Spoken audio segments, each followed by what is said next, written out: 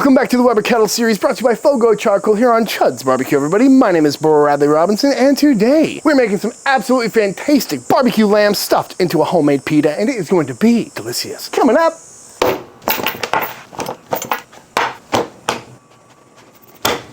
this is a lamb shoulder.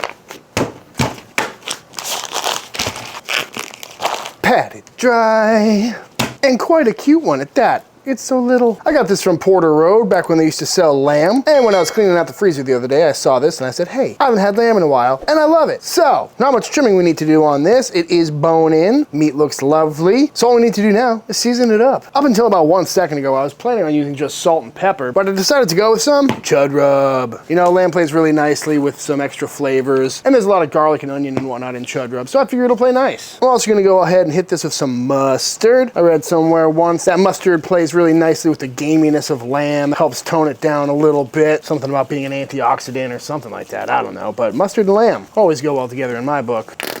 Just a nice thin coating, folks, you know the drill. And again, you don't have to be too precise because we're shredding this up at the end of the day, so presentation is really not all that important. But simply enough, nice heavy coating all the way around. And again, you can use whatever you want for a rub. A lot of people like to throw herbs like rosemary and oregano and stuff on here, but I figure this is gonna get pretty barky, and those flavors will likely be lost by the end. Also, any dried spices like that will likely burn up in the cook, so that's why we're gonna just keep it simple with some good old mustard and some Chud rub. And please, folks, don't forget the sides. Come on. And that is looking perfect to me. Let's fire up the pit. Going with black bag Fogo today.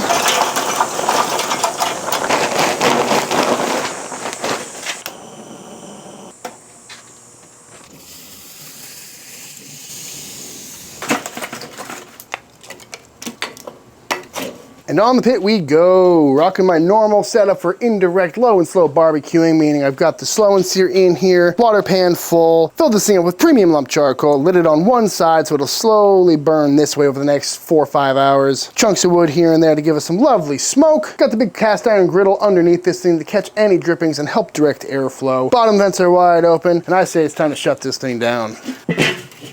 Open these top vents all the way until we get our temps dialed in. I'm going for around 250 today. Let's make some pita. Starting with 1 cup of warm water, as well as our active dry yeast. Just give that a little mixy-mixy. Next up, some of our flour, maybe about a cup or so, just to get things started. Then some olive oil.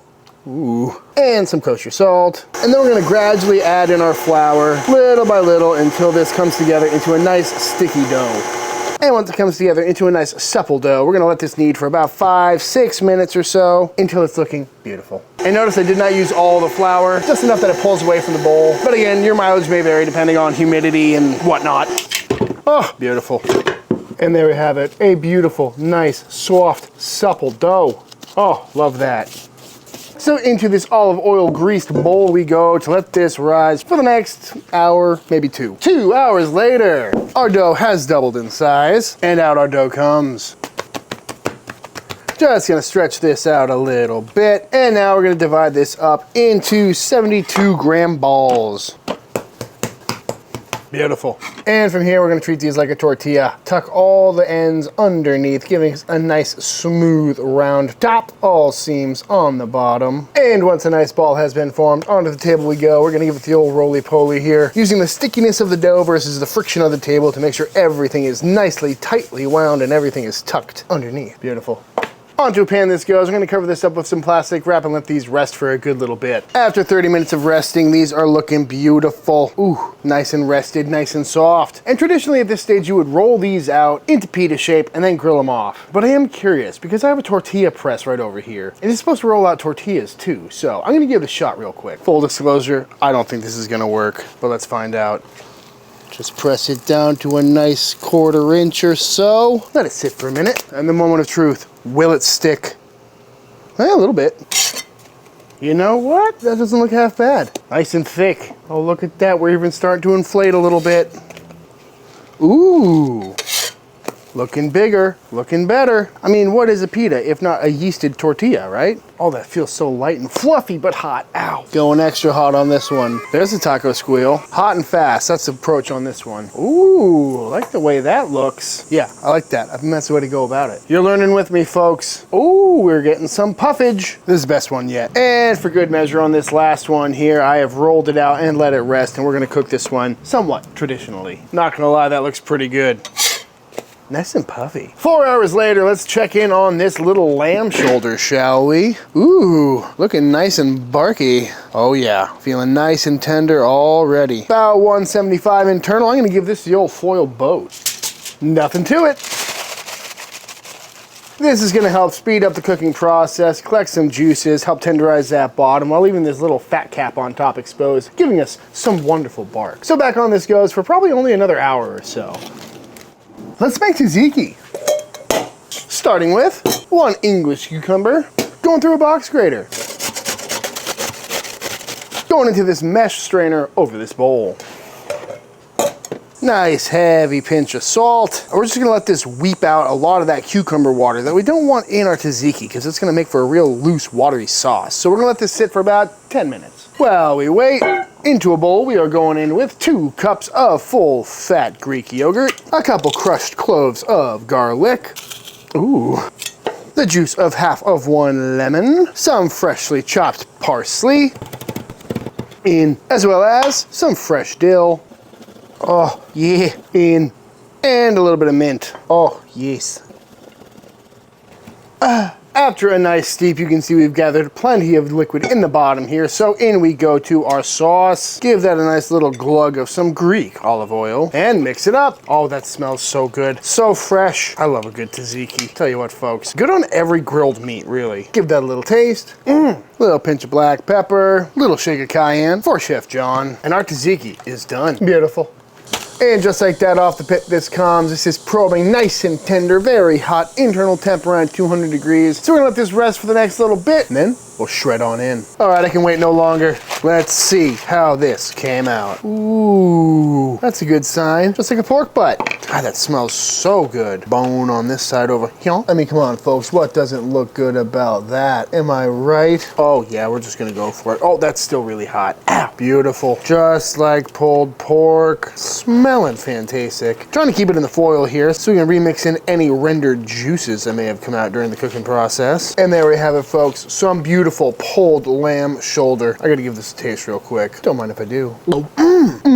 God, it's so good. Smoky, tender, fatty, not gamey by any means. No weird flavors, folks. This is just some really good barbecue meat. I mean, what is wrong with that? It's at this point too, you can go through, taste it for seasoning, add some more salt, maybe add some olive oil, add whatever you want to do. But for me, this is tasting good, and I think it's time to assemble our pitas.